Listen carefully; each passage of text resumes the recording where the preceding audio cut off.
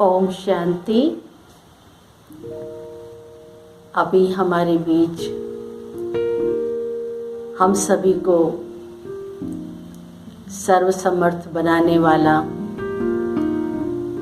ब्रह्मा बाप की हर कदम कदम पर स्मृति दिलाने वाला ये प्यारा दिवस 18 जनवरी का यह अव्यक्त वर्ष हमारे बीच में आ पहुंचा है। तो जैसे ही यह मास शुरू होता है, हमें बाबा की हर वो हम आत्माओं को समर्थ बनाने वाली हर शिक्षाएं, हर श्रीमत के कदम हम सबकी स्मृति में ताजी हो जाती है कि कैसे बाबा ने अपने आप को सर्वसमर्थी भाव से अपने आप को सर्वसमर्थ बनाया। ऐसे ही बाबा हम सभी को भी समय प्रति समय अपने अव्यक्त महावाक्यों के द्वारा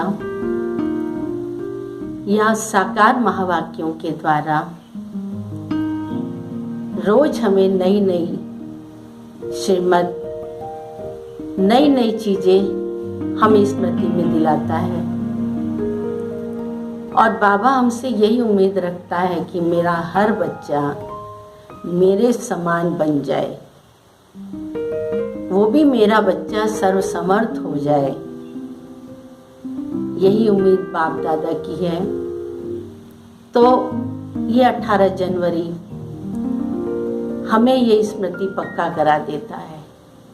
और यह मास शुरू होते ही एक तपस्या की लहर सारे विश्व के अंदर, हम सभी ब्राह्मण बच्चों के अंदर दौड़ जाती है कि कैसे हम अपने आप को ऐसा तपस्वी बना दें जैसा बाबा चाहता है। तो बाबा की यह चाहना, बाबा की यह संकल्प हम सभी ब्राह्मण बच्चे अवश्य मिलकर पूरा करेंगे। इस मास के अंदर हम सभी ऐसा क्या पुरुषार्थ करें जो केवल एक बाबा ही बुद्धि में हो और हर कदम हमारा वो उठे जिसमें बाबा की श्रीमत हो। चाहे वो मन के संकल्प की बात हो, चाहे वाचा में आने की बात हो, चाहे कर्मणा से कर्म करके सेवा देने की बात हो। हर कदम में हमें बाप की आज्ञा, बाप की श्रीमत को सामने रखते हुए आगे बढ़ते चलेंगे तो अवश्य हम अपनी मंजिल को प्राप्त करेंगे जो हमसे बाप दादा उम्मीद लगा कर रखता है। और बाबा यही चाहता है कि मेरा बच्चा मेरी तरफ तैयार हो जाए, संपन्न बन जाए। कोई भी कमी बाबा हम बच्चों के अंदर देखना नहीं चाहता। बड़ी कमियों की तो बात ही अलग है, छोटी सी भी छोटी कमियां बाबा को अच्छा नहीं लगता। हमारे जीवन में कोई भी ऐसी छोटी मोटी, कोई भी ऐसी बातें, कोई भी ऐसे कर्म हमारे होते हैं तो बाबा अवश्य दूसरे दिन हम सबका ध्यान अपने महावाक्यों में, अपनी मुरली के माध्यम से हमारे सामने हमारी कमियों को रख देता है, जिससे हम समझ पाते हैं कि ये कमी कल हमारे अंदर थी, कल मुझसे ये गलती हुई। आज बाबा ने हमें सावधान किया, आज बाबा ने हमें इशारा दिया। तो जिन बच्चों के अंदर इस तरह की सोच होती है कि बाबा को सामने रख के हम अपना कदम बढ़ाएं, अपने अमृत बेले से लेकर अपनी दिनचर्या को शुरू करें, तो निश्चित बाबा उनको कदम कदम पर बहुत मदद देता है। और बहुत ऐसी मोटी मोटी कमियां, छोटी और बारीक, इतनी बारीक कमी होती हैं जिसको हम बच्चे नहीं समझ सकते हैं। लेकिन जिन बच्चों ने अपना हाथ बाबा के हाथ में दिया है, बाबा को साथ लिया है, तो उन बच्चों के अंदर से बाबा उन कमियों को अवश्य दूर करता है और समय पर टच करा देता है। कोई न कोई ऐसी पॉइंट हमारे सामने रख देता है, ऐसी स्मृति दिला देता है कि जिससे उन कमी से हम बच पाते हैं। तो हमेशा बाबा हमको अपनी नज़र के सामने रखते हुए हमें हर कदम कदम पर आगे ले जाने की बात करता है। तो आप सोचो कि बाबा, हम सब के अंदर इतनी भी कमी देखना बाबा को अच्छा नहीं है। तो हम सभी अवश्य यह संकल्प लें कि हमें बाबा के हर आज्ञाओं को, हर बाबा के इच्छाओं को पूरा करके बाप समान बनकर बाबा को हमें निश्चिंत करना है।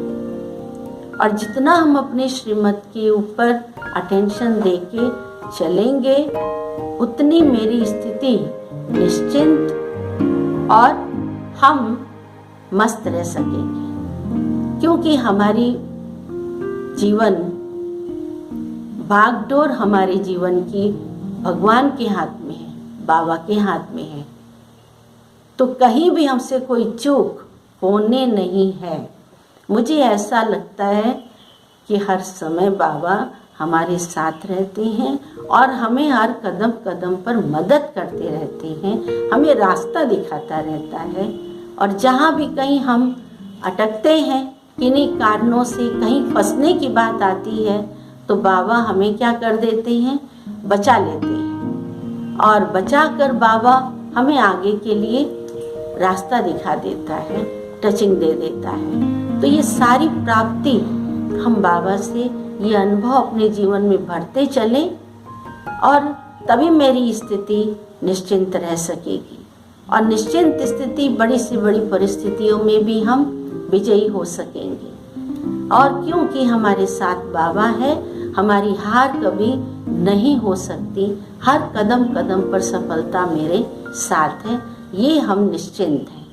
तो बाबा किस तरह से हमें अपना वो दिन याद आता है कि जब मैंने एक संकल्प दृढ़ लिया था बाबा की जीवनी को देखकर, बाबा की बातों को सुनकर। क्योंकि हमारे साथ बाप दादा के हस्तों से पालना लेने वाले रमेश चंद्र गुप्ता जी, हमारी पालना में आपका बहुत बड़ा योगदान है। और हमारे साथ हमारी प्यारी दीदी सुरेंद्र बहन जी हैं, दीदी हैं, जिनकी पालना में हमें बहुत कुछ आगे आने का अवसर दिया है। तो मैंने साकार में अपने समक्ष मम्मा बाबा को नहीं देखा, लेकिन हाँ, इतना फख्र जरूर रहता है कि उनके हाथों से पालना लेने वाले हमारे भाई साहब, हमारी आदरणीय बड़ी दीदी जी, आप सभी की पालना हमें मिली। तो मुझे ये आभास नहीं होता है कि मैंने मम्मा बाबा को देखा ही नहीं है। और वैसे भी बचपन से जब बाबा के सबसे पहले मुझे बाबा की जब परिचय मिली, कहीं पहचान मिली, तो मैं 7-8 साल की अवस्था में रही होंगी। और मैंने अपने फादर के साथ ये प्रदर्शनी फर्स्ट टाइम देखा था 68 में, 1968 में। उसमें बाबा साकार में थे। तो जब मैं बाबा के पास, बाबा के समीप, आश्रम के नज़दीक आना हुआ, मेरा दीदियों के करीब आना हुआ, तो मुझे ऐसा आभास होता था कि जैसे बाबा को मैंने अपनी आँखों से अपने साथ में रहते हुए देखा है। मैं बाबा के अंग संग जैसे रही हूँ, ऐसा मुझे महसूस होता था। इसलिए एकदम झटके से मेरे अंदर ये एक जज्बा उत्पन्न हुआ, एक ललक बढ़ी कि नहीं, मुझे अपना जीवन ऐसा ही बनाना है जैसा बाबा चाहते हैं। तो तमाम विघ्नों के बावजूद भी हम अपने संकल्प से पीछे नहीं हटे। उसके पीछे बल देने वाला, मुझे, मेरे अंदर वो साहस, वो हिम्मत भरने वाला केवल बाबा था। और उनके द्वारा पालना लेने वाले हमारे परम आदरणीय भाई साहब और हमारी परम आदरणीय दीदी जी थी, जिनकी पालना हम सबको आज भी मिल रही है। और हमें बहुत इस बात का फख्र है कि मैं ऐसी आत्माओं की पालना में पलने का सौभाग्य प्राप्त करने का मुझे ये अवसर मिला है। तो मैं आज भी अपनी बहनों को ये बताती हूँ भाई साहब के साथ का अनुभव कि कैसे कैसे वो दिन बीते। और भाई साहब अक्सर बाबा के साथ का अनुभव हम सबको सुनाया करते थे। ऐसे हमारी आदरणीय दीदी जी हैं, मम्मा के साथ का अनुभव दीदी हमें बताती है बीच बीच में। तो हमको लगता है कि ये सब कुछ पालना पाने का सौभाग्य हम सभी को प्राप्त है। मैं चाहती हूँ कि आने वाली हर एक आत्माओं को ऐसी पालना, ऐसी अनुभूति हम भी दे सकें, उसके लिए हम सभी को मिलकर तैयार रहना है और अपनी निजी तैयारी में लग जाना है।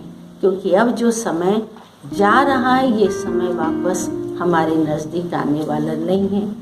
और आने वाली समस्याओं के लिए भी सामना करने की ताकत भी हमारे अंदर अभी हमें पानी है, अभी भरनी है अपने अंदर में। वो सारी शक्तियों से संपन्न बनना है, जिन सारी शक्तियों की आवश्यकता हमें आने वाले वक्त में पड़ेगी।